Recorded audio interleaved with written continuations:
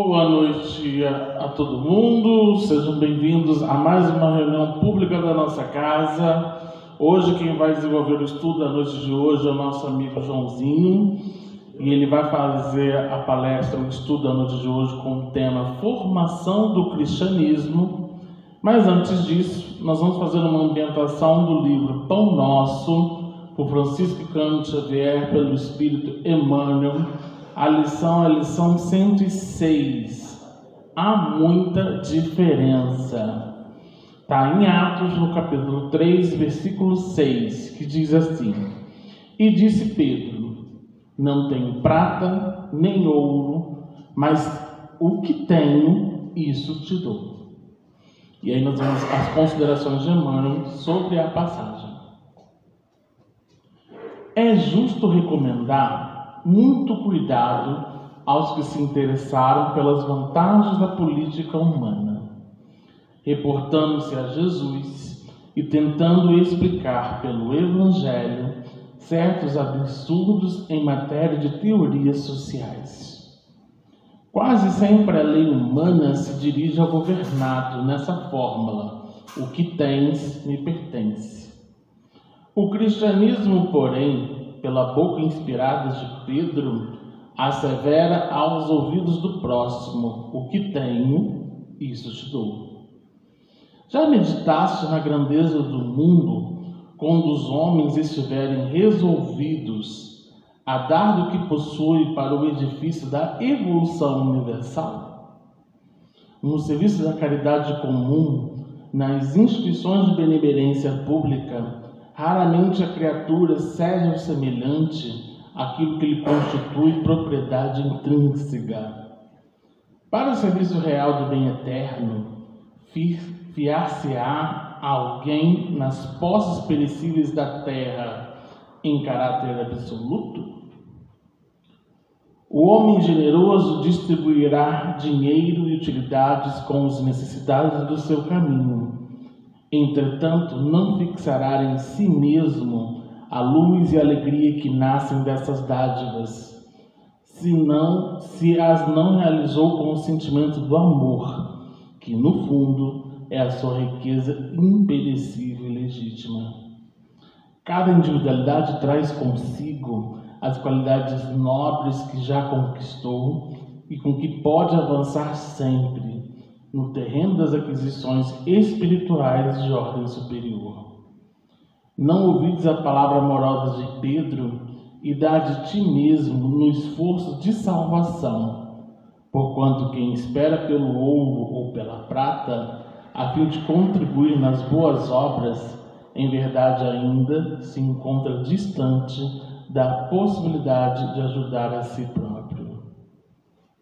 Emmanuel faz duas considerações importantes aqui, até mesmo no tocante da caridade, né? Ele fala da questão da doação, né? Que ele coloca, ele até cita que bens materiais que a gente possa justamente retribuir, né? Se todo mundo fizer a sua parte, todo mundo ali já está fazendo uma garantia, né? E ele coloca, e aqui ele avança na questão, na questão da qualidade. Ele fala assim: cada indivíduo traz consigo qualidades nobres que já conquistou, com que pode avançar sempre no terreno das aquisições espirituais. E aí ele avança falando assim: dá de ti mesmo no esforço da salvação. Ou seja, se cada um fazer a sua parte, já está aí um diferencial grande para justamente ali tornar a sociedade de uma forma mais regenerada e que a gente, cada um aqui possa auxiliar esse planeta nessa transição, né? O que ele coloca é justamente disso, da gente justamente ali não esperar pelo outro, ou então só porque o outro tem mais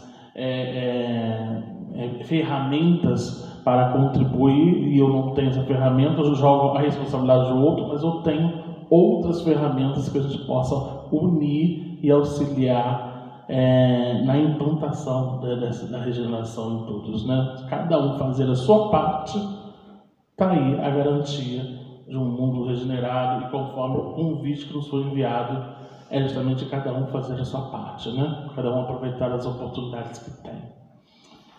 Então vamos elevar nossos pensamentos agradecer ao amigo mestre Jesus e dizer assim: amigo mestre, mais uma vez agradecemos a oportunidade de estarmos nessa casa de caminho, aprendendo um pouco mais das lições desse teu Evangelho, que a gente possa, ao ouvir as palavras do nosso amigo Joãozinho, junto com a falange amiga que os ampara, meditar, refletir, aprender, para que a gente possa, ao sair dessa instituição, vivenciar essa mensagem no seio da família, da sociedade, mas principalmente na luta íntima, retirando as mazelas do homem velho na construção do homem novo.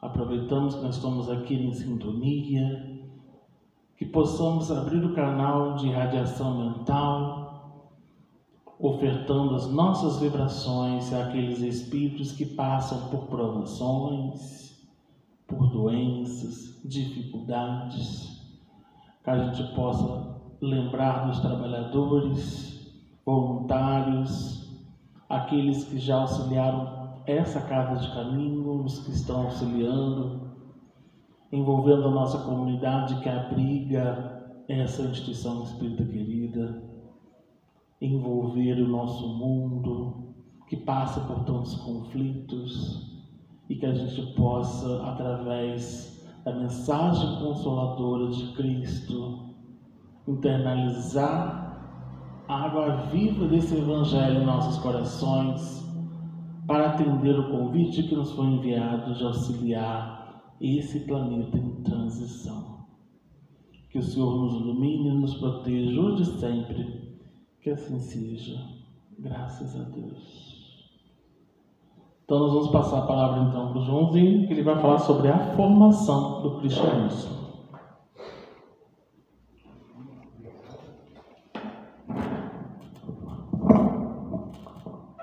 Meus irmãos, boa noite. Vamos dar, na verdade, continuidade a um estudo que nós já tínhamos feito a primeira parte aqui no início do ano, ou no final do ano passado, que era preparação para a vinda de Jesus, né? E o início do cristianismo. Hoje a gente vai dar continuidade partindo da época de Jesus para frente, um pouco, né? Não dá para falar tudo, é muita coisa.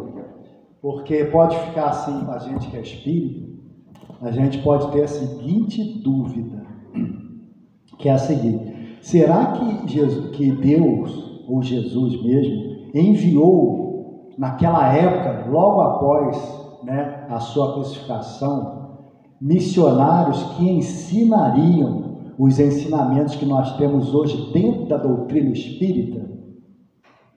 Não há dúvida que a gente tem por que o cristianismo tomou um caminho tão diferenciado, tão diferente em relação a que hoje é pregado na doutrina espírita. E a gente estudando, se aprofundando, analisando melhor, a gente vai ver que realmente teve missionários, teve pessoas no centro do cristianismo mais importante, né? Que eram aqueles apologistas, pessoas que defendiam a doutrina do cristão para dar prosseguimento. Teve alguns que já ensinavam ensinamentos espíritas naquela época. Poderíamos até dizer que alguns eram espíritas do primeiro e do segundo século, né? Após a vinda de Jesus. Mas antes da gente falar deles, porque sempre fica essa dúvida, por que o cristianismo tomou assim um caminho mais de sacerdócio organizado, de institucionalização, né, da doutrina, coisa que nós temos que tomar cuidado no centro também, né, na doutrina espírita, para não institucionalizar a doutrina, né, transformar em excesso de regras, nas quais a gente se perde nas regras e os ensinamentos de Jesus ficam em segundo plano. Então, mas para chegar nesse ponto, a gente vai ver que ocorreram alguns fatos históricos, que a gente vai rever um pouquinho do primeiro estudo que a gente fez, para a gente entrar na parte que cabe a gente de hoje, que é a formação propriamente da doutrina cristã, né? Então, a gente vou lembrar aqui, que os hebreus, eles são um daqueles povos, o Emmanuel nos afirma, né? Que são um dos povos originário daqueles espíritos exilados de Capela.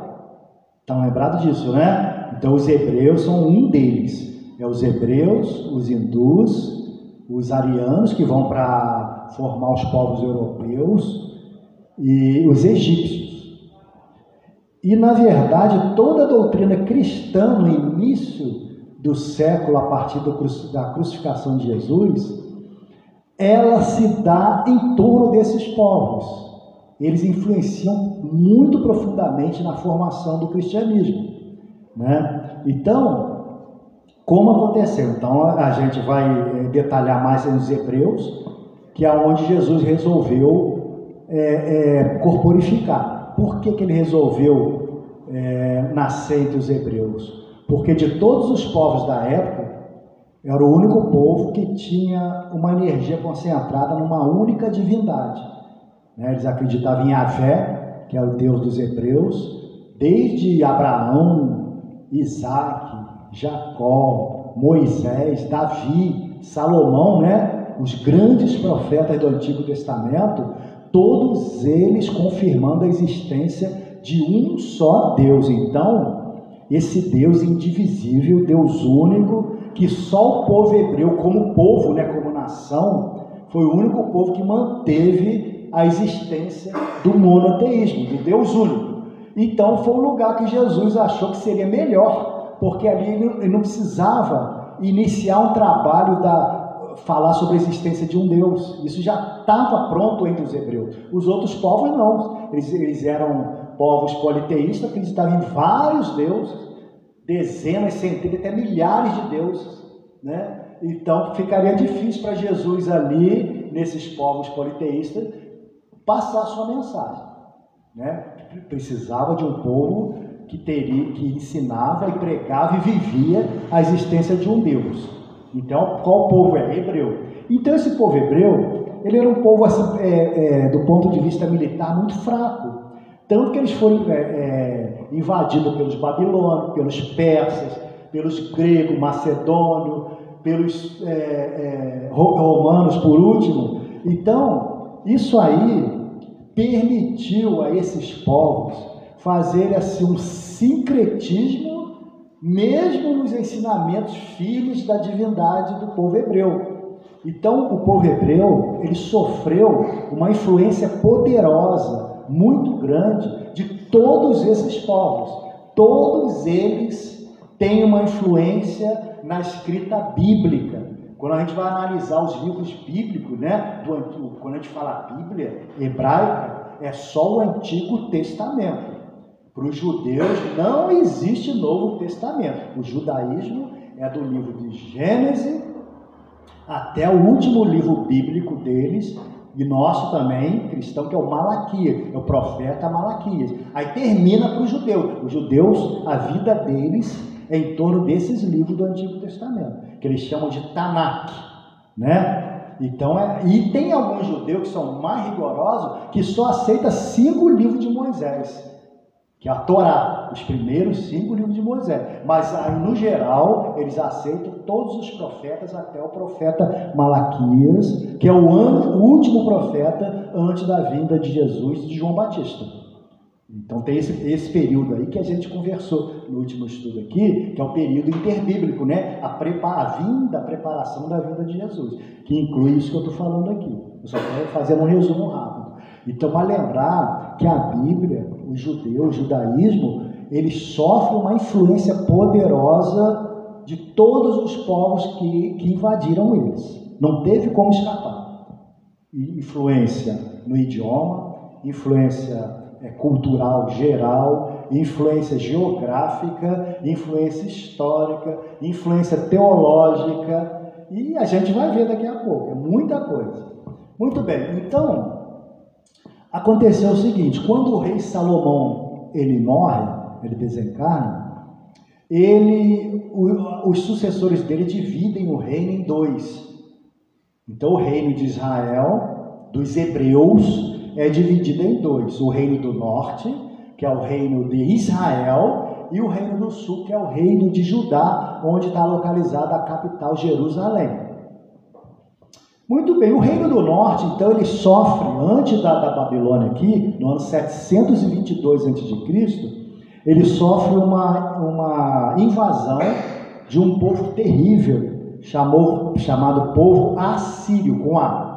Assírio. Os assírios chegam lá, destrói o povo de Israel, manda muita gente embora, traz povos de outras nações, misturam com os restantes dos hebreus que estão ali, e eu estou citando eles por causa disso aqui, ó. Aí eles vão dar origem a quem? Aos samaritanos. Então, quem são os samaritanos? São os povos misturados, está muito no Evangelho segundo o Espiritismo samaritano, né? São povos misturados, os hebreus com os invasores. Por isso que os judeus do sul, que eram mais ortodoxos na doutrina, mais que queriam seguir certinho, eles não aceitavam mais o povo samaritano entre eles. Eram inimigos, tipo assim, mortais. Aí passou 200 anos, agora quem foi invadido foi o reino do sul, que é o reino de Judá, que restou. Então, a partir daí, os hebreus, eles passam a se chamar judeus, porque só sobrou o reino de Judá. Por isso passa o nome a ser judeus. Aí os babilônicos, com o rei conhecido de nosso, né, chamado Nabucodonosor, invade, né, o reino do sul, leva um monte de gente, principalmente a classe média, os ricos e os sacerdotes, os mais importantes, e deixa só os pobres trabalhando, né, lá na região do Reino do Sul, e leva todo mundo lá para a Babilônia. E lá eles ficam 70 anos mais ou menos, 60 a 70 anos, e é um período difícil, eles reclamam, na Bíblia tem eles reclamando, tem músicas, até de rock falando sobre esse exílio na Babilônia que eles ficaram lá, né? Mas olha bem, se a gente analisar bem, quando os babilônios e os assírios também invadiram esses dois reinos, já é uma preparação para a vinda de Jesus. Por quê? Porque quando eles invadem, muitos judeus conseguem fugir. E eles fogem para onde? Qualquer lugar do mundo. Então eles começam a viver em várias partes do mundo, no Ocidente, onde hoje é a Europa, no Norte da África, eles vão para a Ásia. Então começa a espalhar judeus. A gente vai ver por que isso é importante daqui a pouquinho. Então eles começam, essa primeira leva de exílio aí foi muito importante, porque eles foram vivendo, os judeus, foram vivendo em outros lugares. E nisso foram estabelecendo colônias judaicas em várias partes do mundo. E isso para o cristianismo era fundamental. A gente vai ver por quê. Tudo bem. Aí veio o persa, Ciro, né, o rei dos persas. Ele era meio bonzinho, entre aspas, né? O bonzinho lá já viu, né? Aí ele libertou. Falou, não, vocês não vão ficar na Babilônia, não. Pode voltar para a terra de vocês. É só vocês pagar o imposto para mim. Pagando, pode ficar lá. Pode voltar para lá. Reconstruíram o templo de Jerusalém, que tinha sido destruído por Nabucodonosor, é o segundo templo agora, porque tem a profecia que quando vier, esse foi destruído depois, quando reconstruir o terceiro templo, aí termina a história da humanidade, vai vir o reino de Deus. Tem essa profecia entre os judeus, tá? E alguns cristãos aceitam como verdade. Muito bem, aí reconstrói o templo, Ciro era bonzinho, ajudou, deixou os sacerdotes voltar. Nesse período exato é que os livros bíblicos do Antigo Testamento, estou falando só de judeus, só do Antigo Testamento, começam a ser escritos e definidos no idioma hebraico antigo. Não podemos esquecer disso. Isso é mais ou menos, lá, na Pérsia, né, que é o Ciro, rei dos persas, é mais ou menos no século 6. 530 e pouco, que é o judaísmo começa a se organizar como uma religião também. Já era o povo judeu. Agora a religião judaica começa a tomar corpo ali e eles organizam o Antigo Testamento, de Gênesis até Malaquias. Tá bom? Muito bem. Aí lembra disso, gente, todo império, toda civilização tem um começo fraquinho, sofre, domina um monte de império e depois cai.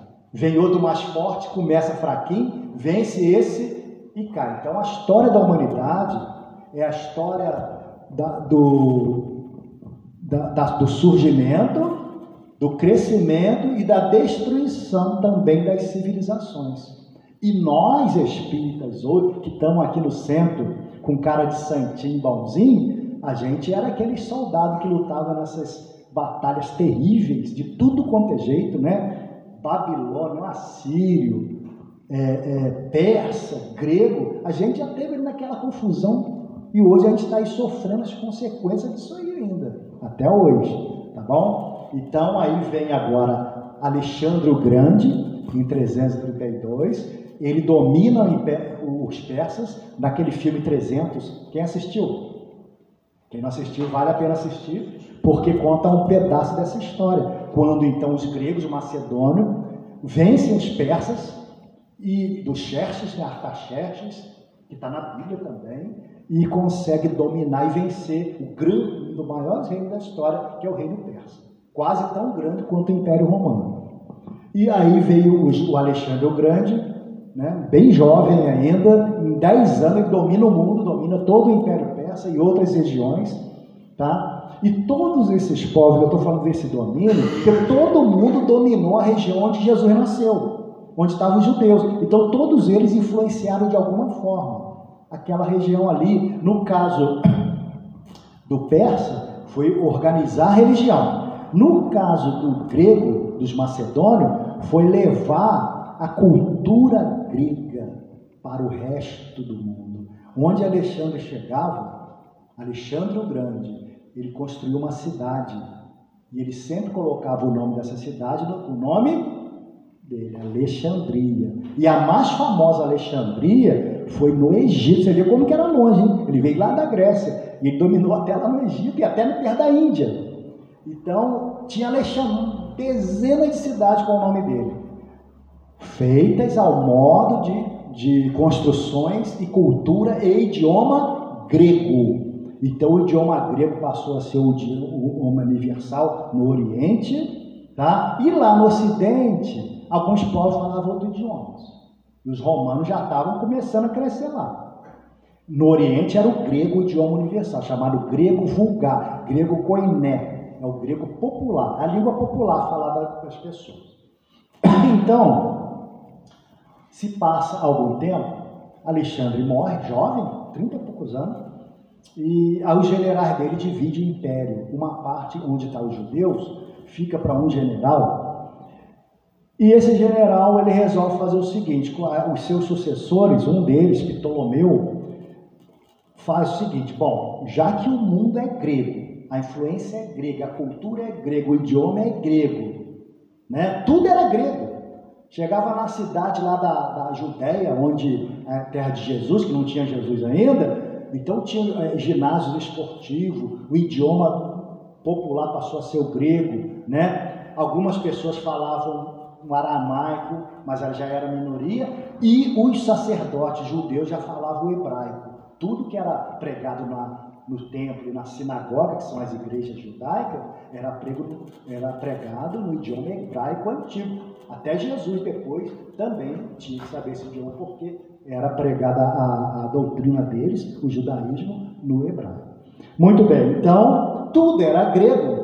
Então o que Ptolomeu mandou chamar? Mandou chamar 72 sábios judeus e falaram o seguinte: eu quero que vocês traduzam toda a Bíblia. Quando a gente fala Bíblia, só o Antigo Testamento. Não existia nem Jesus ainda para o Novo Testamento. Toda a Bíblia para o idioma grego.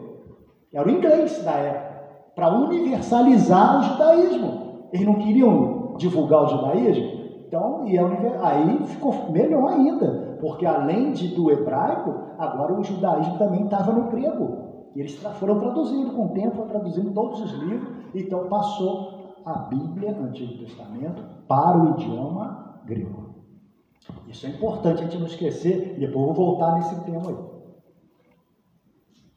Muito bem. Aí, passa um tempinho, na região que Jesus vive, começa a surgir grupos religiosos e políticos bem definidos, cada um com as suas características. E a maioria deles, se a gente analisar ali, eram contra Jesus. Mas uns eram neutros, outros eram até favoráveis a Jesus. Por exemplo, os samaritanos, eram aqueles que viviam isolados, na Samaria, que era uma região entre a terra de Jerusalém, a Judéia, e a Galiléia, onde tem o lago de Genezaré, o mar. Então, no meio do caminho ficava a Samaria. Então, Jesus, quando começou a pregação, ele pedia para os apóstolos não passar entre os samaritanos. Ia dar problema, porque os samaritanos não gostavam de judeu e vice-versa. E os apóstolos estavam cruzinhos ainda, né? Estavam iniciando no aprendizado. Se fosse para lá, ia dar problema para eles. Então, evitasse e contornasse a Samaria para chegar na Galiléia e da Galiléia vir para Jerusalém. Ele sempre fazia esse percurso aí. Tá? Muito bem. Então, os samaritanos já expliquei. Aí surgiu um grupo bem ortodoxo, queria seguir corretamente, mas não aceitava os sacerdotes, o tipo de vida que os sacerdotes viviam, com aquele luxo. Então eles se afastaram, foram viver no interior, no deserto, assim como a doutrina muito parecida hoje com o vegetarianismo, veganismo, naturalismo. Eles foram viver uma vida natural, afastada de tudo. E eles tiveram uma importância fundamental, porque quando eles foram destruídos pelos romanos, eles desapareceram da história. Alguns conseguiram pegar os documentos bíblicos deles, que eles também seguiam a Bíblia, né? Deles, do judeu, e conseguiram esconder em vasos, colocar em cavernas escondidas onde os romanos não conseguiram ter acesso. Depois foram todo mundo morto, porque eles achavam que ia sobreviver, mas não sobreviveu ninguém. Isso, gente, foi no ano 70, mais ou menos, depois de Cristo. Em 1947, uma criança estava brincando ali com os seus... Um pastorzinho, né, de ovelhas. Ele jogou uma pedra dentro de uma caverna para saber se tinha lá uma ovelha perdida. E ouviu um barulho, um estalo, e foi lá ver o que era. Aí achou esse monte de vaso. Em outras cavernas tinha mais uns 900 vasos, que dentro desses vasos tinha o Antigo Testamento, praticamente comprovando que a Bíblia que a gente tem hoje nas igrejas é praticamente a mesma daquela que foi escrita do Antigo Testamento. Então, se tiver um ou outro problema assim, de tradução de um idioma para outro, não interfere praticamente em nada na nossa interpretação. Tá? Então, foi muito importante. Isso aí foi chamado, e está sendo estudado até hoje, né? São os manuscritos do Mar Morto, que foi encontrado depois da Segunda Guerra Mundial. Muito bem. Então, os essênios eram esse pessoal naturalista, os saduceus eram os ricos, sacerdotes ricos, que mandavam no templo de Jerusalém. Eles eram ricos e gostavam das invasões de povos de fora, porque eles eram aqueles que faziam o contato entre os invasores e a classe média do povo. Então, eles estavam sempre bem com os invasores, eles gostavam. Os fariseus eram aqueles mais rigorosos, que queriam seguir a lei, né? Não se dava com os saduceus, mas quando foi para condenar Jesus e para criticar Jesus, eles se uniram junto com Jesus, né? Eles, os escribas, que eram os secretários, né? Os zelotes, tinha um apóstolo de Jesus que era zelote, Simão, lembra? O zelote. Quem era o zelote? Era uma espécie de partido político que não aceitava a invasão romana da época de Jesus. Então Simão, ele era zelote, e entre eles tinha alguns que andavam com um punhalzinho. Esse punhal, ele era curvo assim, ficava aqui na cintura. Esses eram chamados de zelotes sicários, e esses gostavam de matar os romanos escondidos e sair correndo, entendeu? Sicário. Gente, nós já passamos por tudo isso aí, tá? Hoje, o que a gente é hoje é consequência de toda essa confusão que a gente aprontou lá atrás, né? Quando a gente está falando deles, mas na verdade está falando da gente mesmo, né? Aí tem os herodianos. Quem era herodiano? Eram os soldados que trabalhavam e apoiavam tudo que o rei Herodes falou. Então Herodes vai e assume o poder na Judéia, no ano 37, e vai até o ano 4 a.C., quando ele desencarna. Olha que curioso. Que ano que Jesus nasceu? Que ano que Jesus nasceu? Quando começa o calendário cristão? No ano 1. Hoje nós estamos no ano 2025 desse calendário. Mas então, o ano 1 é o ano que se atribui o nascimento de Jesus. Mas Jesus nasceu quando Herodes estava vivo ainda. Então, na verdade, foi uma adaptação, porque na verdade Jesus nasceu entre 4 e 6 anos antes do nascimento de Cristo, antes do calendário cristão. Entendeu? Então, por isso que essa ideia de Jesus ter sido morto aos 33 anos é muito relativa. Pode ter sido antes. Tá? Muito bem. E ele nem precisava esperar esse tempo todo, né, para iniciar a sua doutrina. Mas isso aí fica como assim, mais curiosidade, porque a gente já foi estabelecido, né, no Ocidente a forma que é, não é nós que vamos querer mudar isso aí. Muito bem, aí veio Jesus, nasce, mais ou menos entre 6 e 4 a.C., prega a sua doutrina maravilhosa, né, desde a Galileia até a Judéia, andando para lá e para cá, ensinando os apóstolos. Os apóstolos continuam o seu trabalho na Casa do Caminho, que é um galpão que Pedro construiu, que ficava localizado entre a cidade de Jerusalém e o porto de Jope. Então, no meio do caminho, ele construiu um galpão para atender os pobres e divulgar o cristianismo, divulgar a doutrina de Jesus. Tudo bem? Então, eram os homens do caminho. Então, não existia a palavra cristão ainda. Quando Jesus desencarnou, foi crucificado, ou desapareceu, ou ressurgiu, né? Os apóstolos, eles eram chamados de pessoas do caminho ou nazarenos. Não existia a palavra cristão. Aí os apóstolos começaram a divulgar a doutrina de Jesus. A doutrina de Jesus foi chamada de cristianismo por nós. Mas existia um cristianismo só? Existe só um espiritismo? Sim. Mas os centros espíritas não têm interpretações, forma de trabalhar, jeito, não tem influência de outras doutrinas na doutrina espírita, como tem na igreja católica, nas igrejas evangélicas, então nem se fala, né? Então o cristianismo eram vários cristianismos. A partir o último apóstolo que desencarnou foi João. João foi o último lá pelo ano 100, praticamente o último ano, né, do primeiro século. O apóstolo João vai e desencarna, velhinho já, né? E aí quando ele acaba de morrer, os seus discípulos de João, um deles chamado Inácio de Antioquia, é que dão continuidade, com outras pessoas em várias cidades do mundo, que o cristianismo já está bem espalhado, dão continuidade.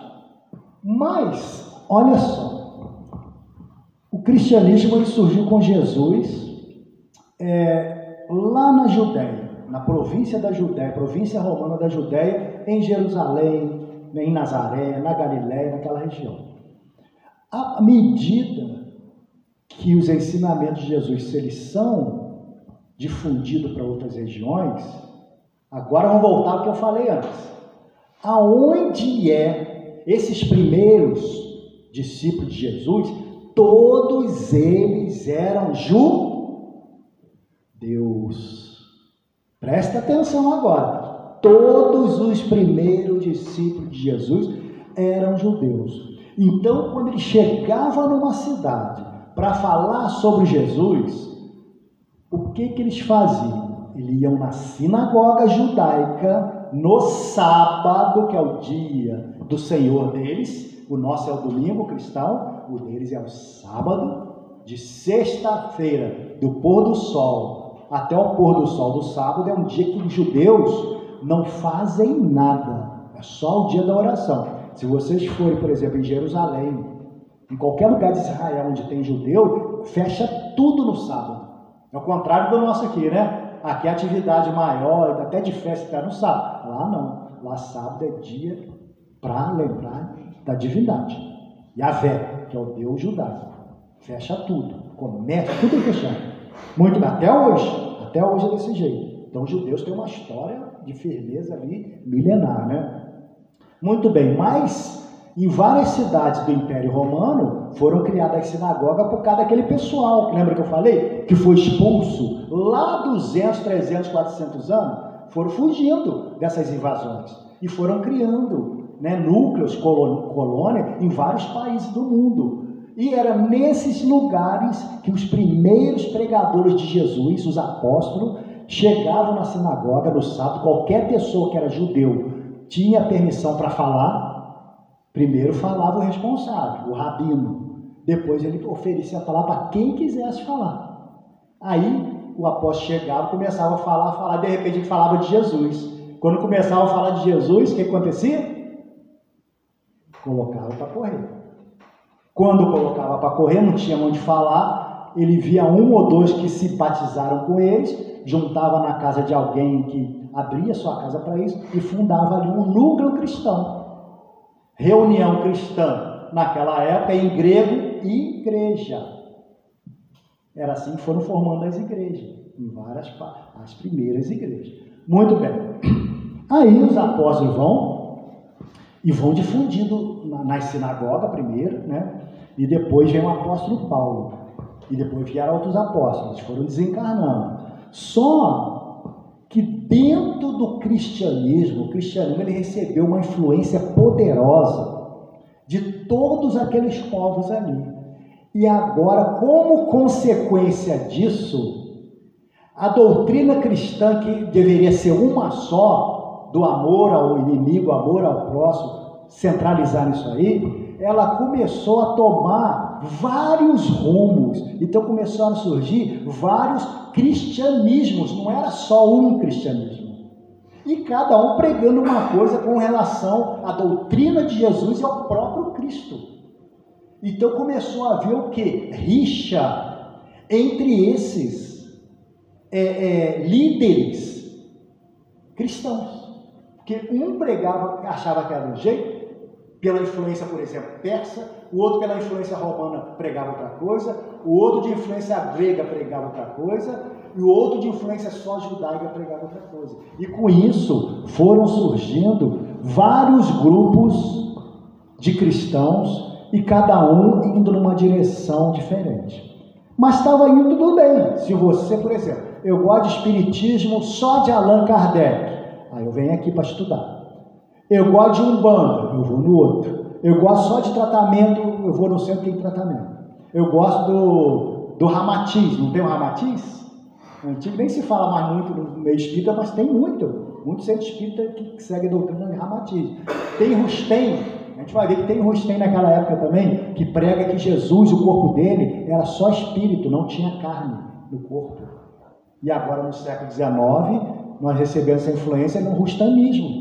Né? A gente vai ver aqui. Então, o cristianismo, ele sofreu influência de vários povos, e essa influência deu origem a várias vertentes, direções dos cristãos. E isso foi gerando vários cristianismos. Estava indo tudo bem, não tinha problema nenhum. Você ia naquele que você gostava. Não tinha problema. Ah, eu não gosto desse tipo de igreja aqui, eu quero na outra. Então, o líder da igreja passou a se chamar o bispo. Os seus ajudantes, presbítero, né? E assim foi criando assim, uma liderança mais natural, nada assim de uma institucionalização obrigatória, organizada. Para que você chegue num núcleo cristão, tinha ali uma pessoa para te orientar, falar o horário da palestra, o que fazia lá, se tinha tratamento, se não tinha, se tinha passe, que já existia. Né? Tratamento com a imposição das mãos, tinha tudo isso que tem no centro espírita.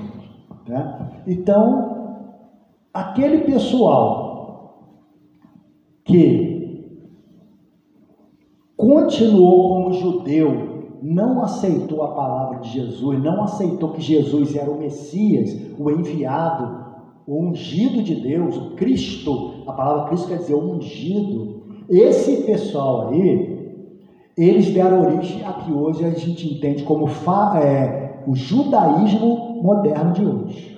Através dos fariseus, eles foram sobrevivendo com as invasões romanas e conseguiram chegar no mundo hoje com os judeus que a gente conhece hoje no mundo. E entre eles tem várias divisões também. Tem os reformadores, tem os ortodoxos, tem os radicais, tem vários tipos de judeus. Então esses continuaram e se afastaram de Jesus, que era judeu. Um outro grupo de judeus que aceitaram Jesus, eles criaram o que é hoje chamado de judaísmo messiânico. Existe também uma mistura da doutrina judaica com o cristianismo. Tem essa religião. Tá? O outro grupo, que é o grupo dos gentios. Quem eram os gentios? Gentios era quem não era aceito pelos judeus.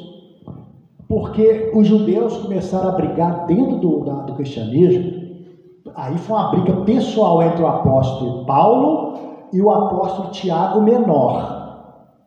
O apóstolo Paulo falava o seguinte, quem não é judeu e quer entrar para o cristianismo, não precisa ficar seguindo regras judaicas. Para quê? Ele já vai direto para os ensinamentos de Jesus. Mas o Tiago, esse deu um trabalho para o Paulo. Ele falou, E o Pedro obedecia mais o Tiago. Por isso que teve uns probleminha no início. O Tiago falou, para ser cristão, primeiro tem que converter ao judaísmo. E os homens, para se converter ao judaísmo, depois de adultos, eles tinham que fazer uma cirurgia no pênis chamada circuncisão, que é cortar a pele do prepúcio depois de adulto. Então o Paulo achava que aquilo era demais, porque entre os judeus é feito no 8º dia que a criança nasce, que o menininho nasce. Vai lá, faz a cirurgia rapidamente, ali o sacerdote, acabou, a criança chorou um pouquinho e passou. Mas o homem adulto tinha que fazer isso. Então Tiago e Paulo tiveram uma rixa que durou muito tempo e teve que ter um concílio, uma reunião em Jerusalém, onde foi definido e o Paulo acabou no meio do caminho. Foi decidido o seguinte, para seguir Jesus, não precisa fazer a circuncisão, mas não pode comer carne de porco, não pode fazer, entendeu aquelas leis da época de judeu? Então ficou no meio, mas o Paulo ficou satisfeito, porque ele brigou com Pedro, brigou com Tiago por causa disso. Mas a briga, gente, deles não era briga pessoal, era a briga pela doutrina, por Jesus. Todos os dois lá, todos queriam o bem da doutrina, né? Muito bem, então surgiu um grupo que eram os espíritas, porque a primeira coisa que eu falei aqui hoje, será que Jesus não enviou missionários que já trouxessem a doutrina que a gente conhece hoje dentro da doutrina espírita, lá da Índia, da reencarnação, da mediunidade? Já tinha. E um dos grandes líderes desse movimento foi um grande apologista da igreja, o defensor da igreja, chamado Orígenes. O Orígenes, ele bebeu sua fonte aonde? Onde que ele buscou conhecimento? Lá na filosofia grega. Os filósofos gregos, principalmente Platão, ele pegou aquele conhecimento todo de Sócrates e escreveu nos livros, né?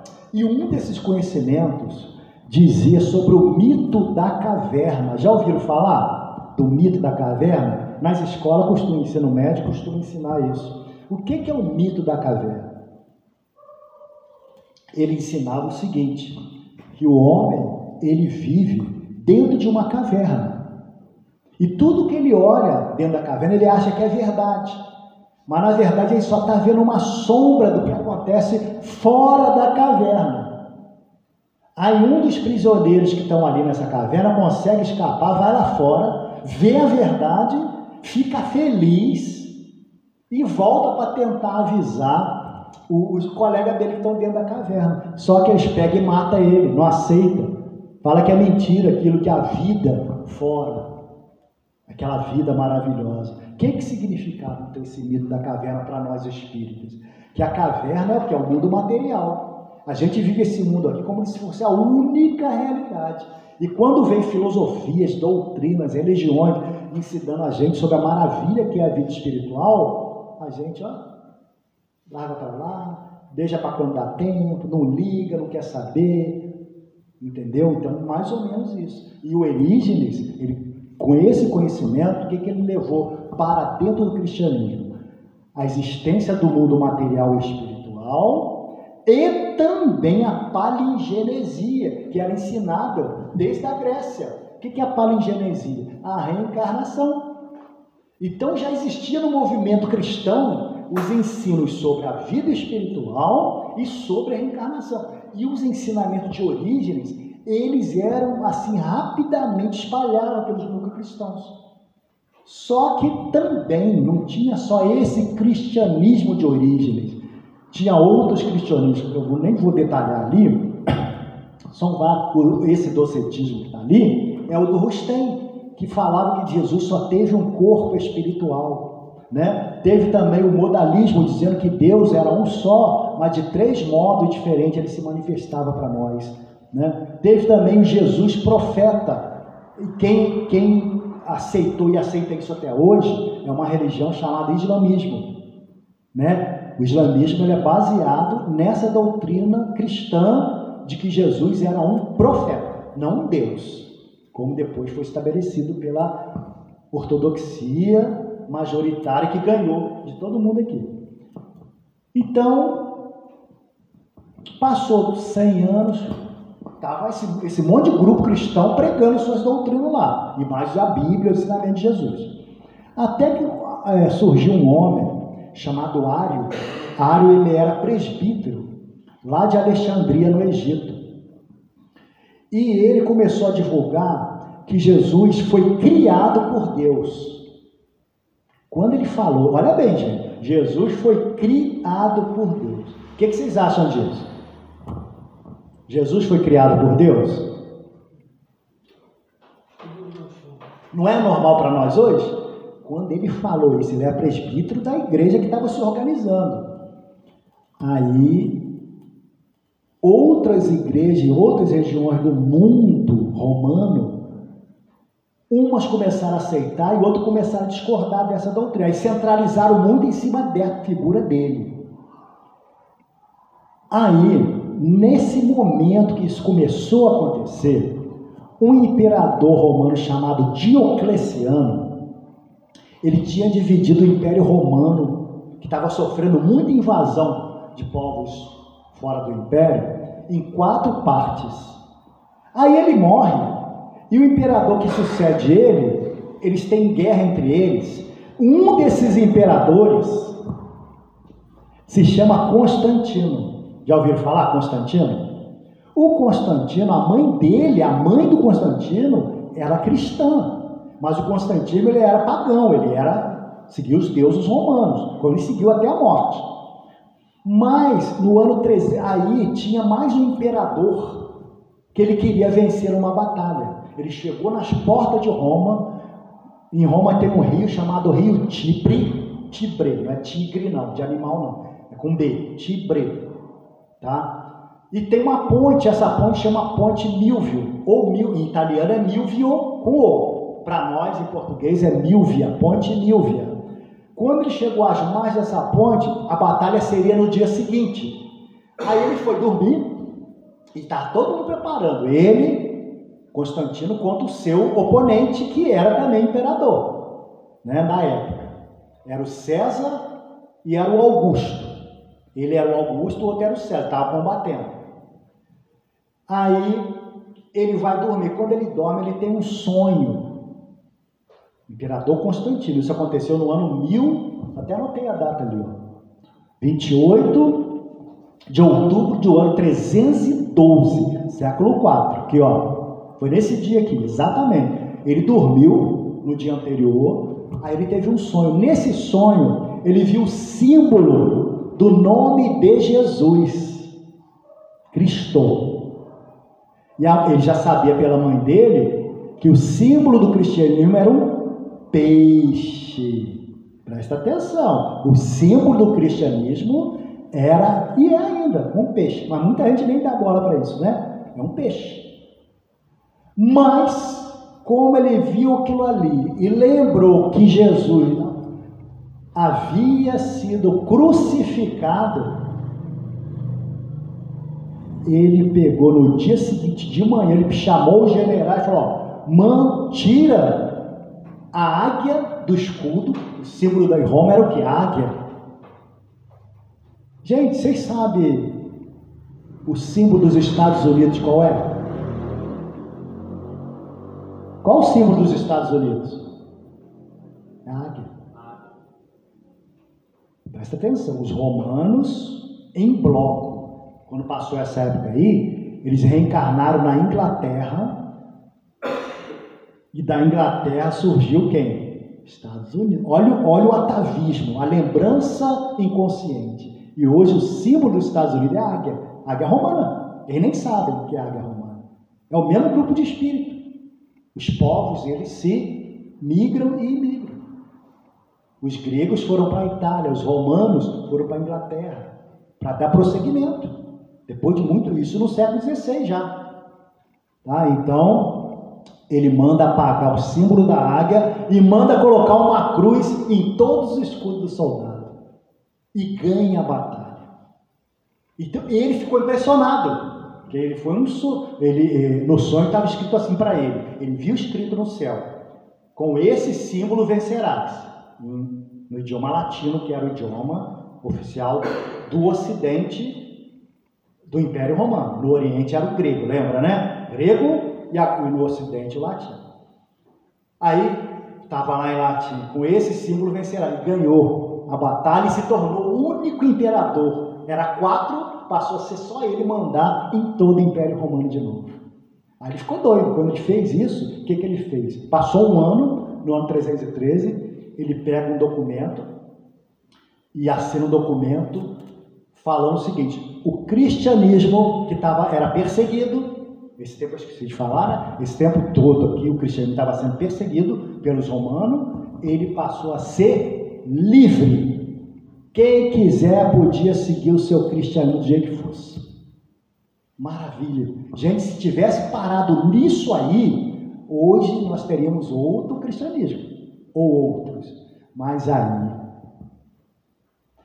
como estava livre, aqueles grupos que achavam que tinham mais razão do que outros, começaram a adquirir poder, porque aí o imperador começou também a construir igrejas em todo o Império Romano.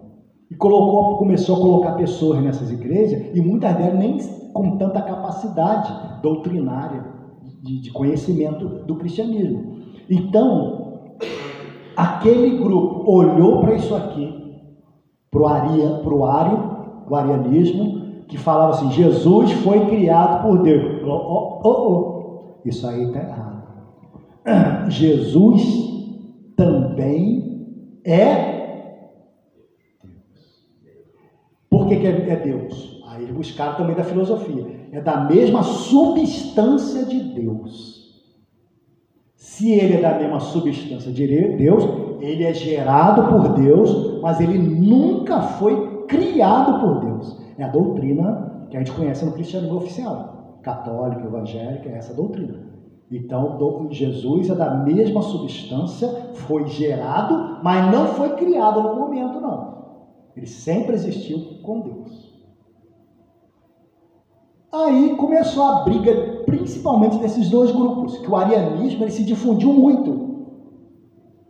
Então, o imperador, que não tinha nenhum conhecimento de cristianismo, vendo que essa briga entre os cristãos poderia gerar uma briga, uma guerra política e militar que atrapalhasse o seu império, poderia, porque estava crescendo muito. O que ele fez? Ele fala assim: vamos fazer uma reunião, e marcou o ano de 325 depois de Cristo.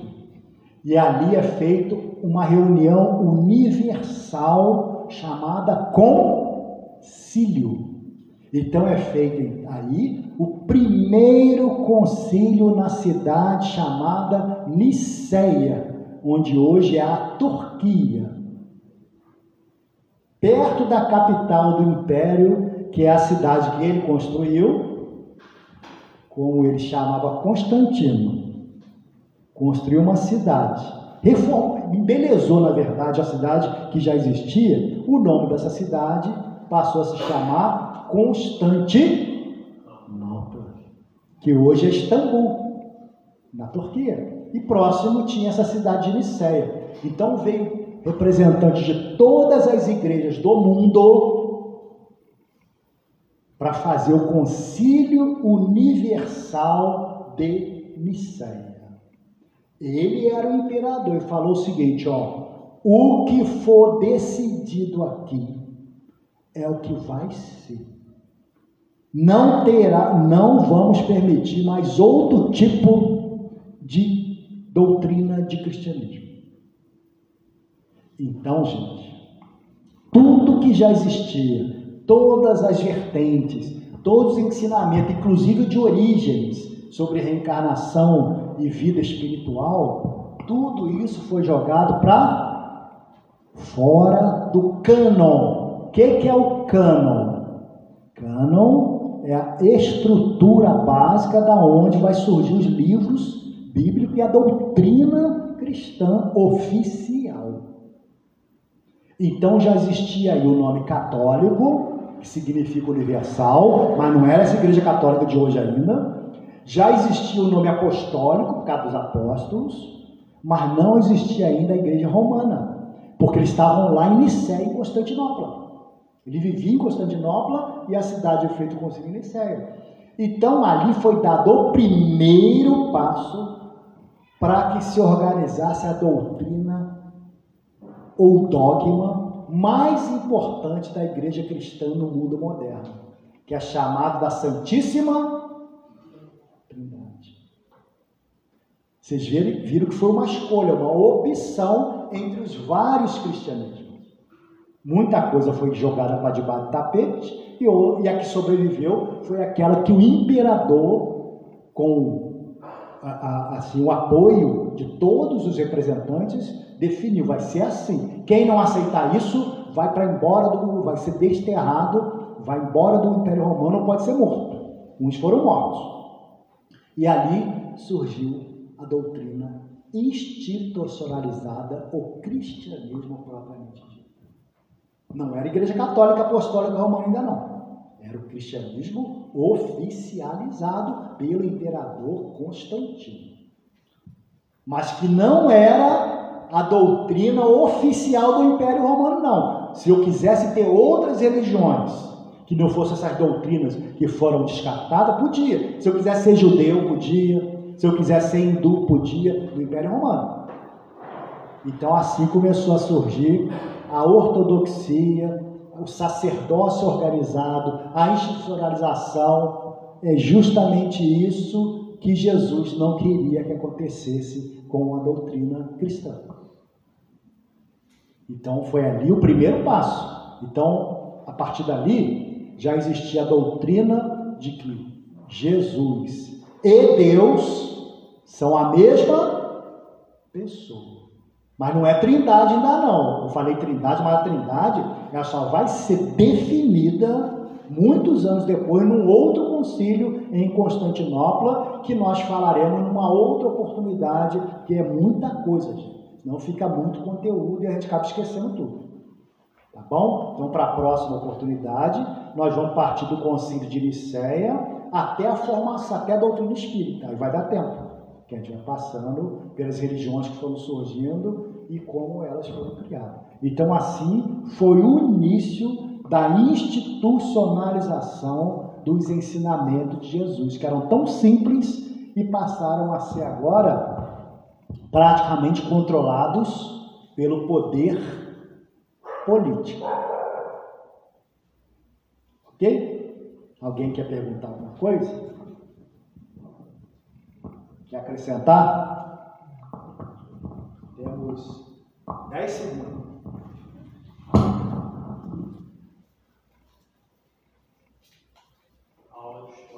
Então, meus irmãos, é isso. Agradeço a oportunidade, tá? O outro estudo nosso tá gravado, né? Então essa aí é uma continuação, e na próxima vez que for marcado um estudo aqui para mim, eu vou partir desse ponto aí, esmiuçando um pouquinho o Concílio de Nicéia, até chegar aonde a gente quer. Mas lembra disso, o Espiritismo já estava lá. Tá? O Espiritismo já estava lá com origem, mas foi, deletado. Tudo que não era o que é hoje a doutrina oficial das igrejas, principalmente a partir do dogma da Trindade, foi deletado. Tudo foi proibido, principalmente a partir do outro concílio que a gente vai falar numa outra oportunidade aqui, tá bom? Meus irmãos, obrigado. Desculpe ter passado um minutinho aí. Que Deus possa abençoar todo mundo, a família de todos, né? A gente sempre gosta de fazer assim, lembrar da família, porque a família da gente tem uns que estão bem, mas tem uns que estão, né, capengando, sempre lembrar de todos, tá? Dos amigos também, e principalmente dos inimigos, né? O mais importante para a gente é os inimigos, porque vão ser nossos parentes na próxima vida, então a gente já tem que começar a fazer os acertos agora, não é? Então, boa noite para todos, que Deus possa abençoar todos nós.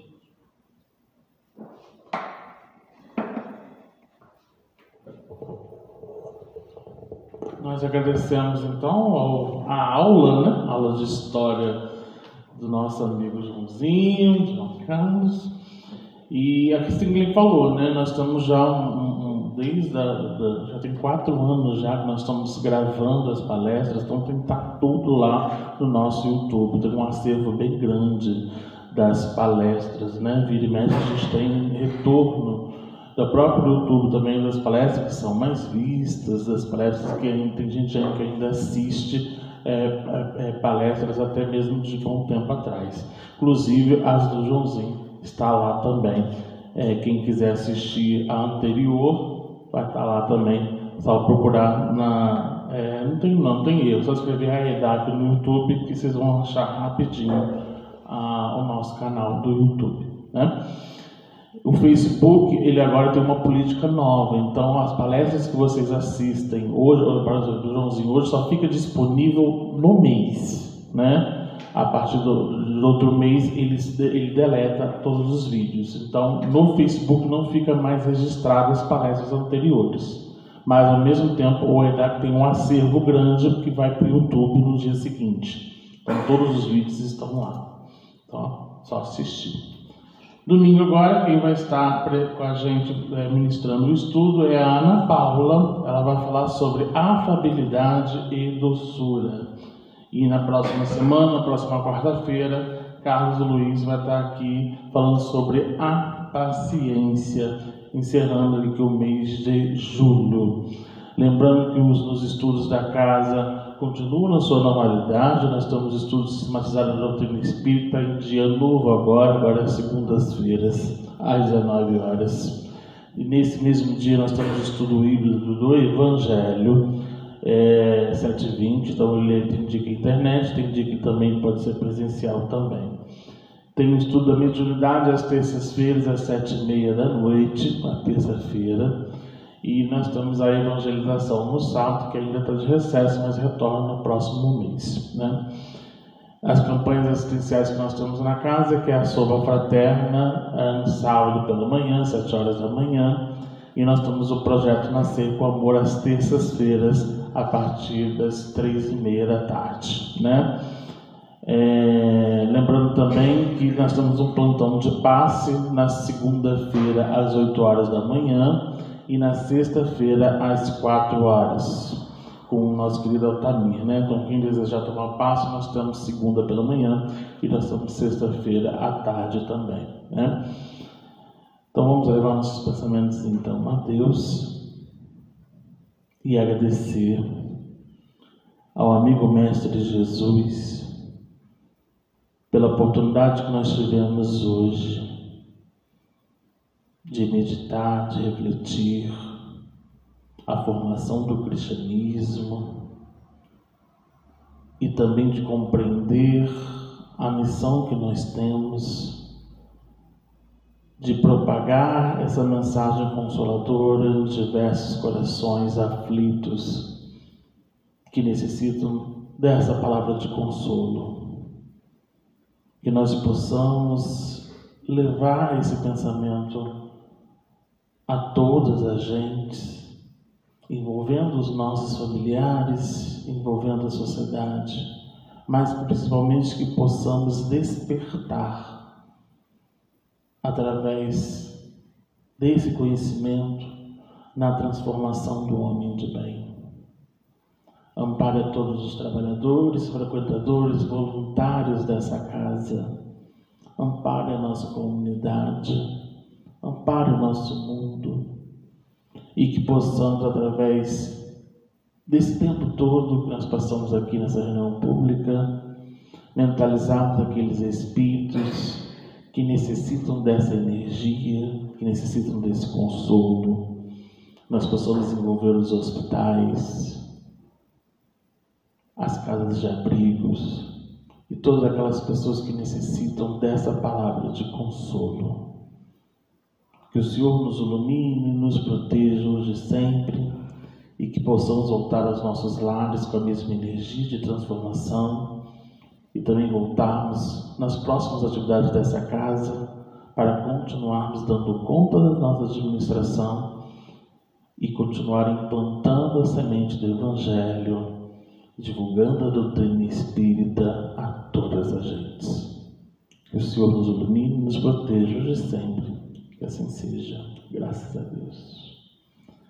Aos amigos que quiserem tomar um passe, só aguardar que serão chamados, tá? Tenham todo mundo uma boa noite.